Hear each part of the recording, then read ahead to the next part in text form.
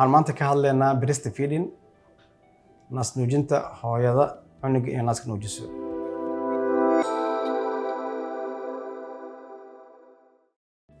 Bismillah, magacayga waa Dr. Saal Maxamed Cilmi, waxaan dhakhtar ku takhasusay cudurrada ku dhaca carruurta, waxaana ka howlgalaa isbitaalka Somali Sunes Laba Dhagax. Waxaan maanta ka hadlaynaa wax loo yaqaano breastfeeding ama naas nuujinta, faa'iidada ay u leedahay ilmaha. Cunugu inuu naaska nuugo wuxuu u leeyahay faa'iido, hooyadana waxay u leedahay sidoo kale faa'iido. Naaska hooyada waxay ka kooban tahay borotiin, biyo, fat, enzymaad, hormoonaad iyo wax walba oo dunida banaanka laga heli karo ayaa laga heli karaa. Naasku cunugu inuu nuugo wuxuu faa'iido u leeyahay. Wuxuu ka hortagi doonaa infekshanada sida burukiitada, asmada, allergiga. Sidoo kale wuxuu ka hortagi doonaa infekshanada ku dhaco dhagaha.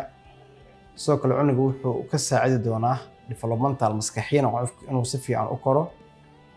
Cunuga naaska soo nuugay 2 sano iyo cunuga aan naaska nuugin isku koritaan maahan, isku maskaxna maahan. Waxa 100% maskax fiican ama maskax badan cunuga naaska nuugay 2 sano.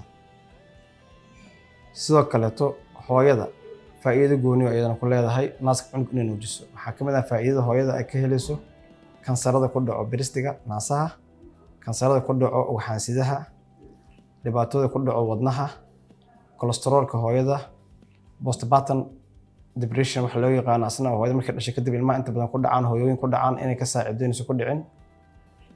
Naas nuujinta waxay faa'iido u leedahay hooyada sidoo kale tan cunuga.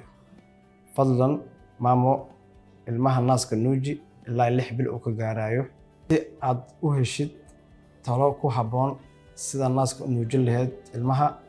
Fadlan u gaar isbitaalka ama xarunta caafimaad ee kuugu dhow. Waana mahadsantihiin.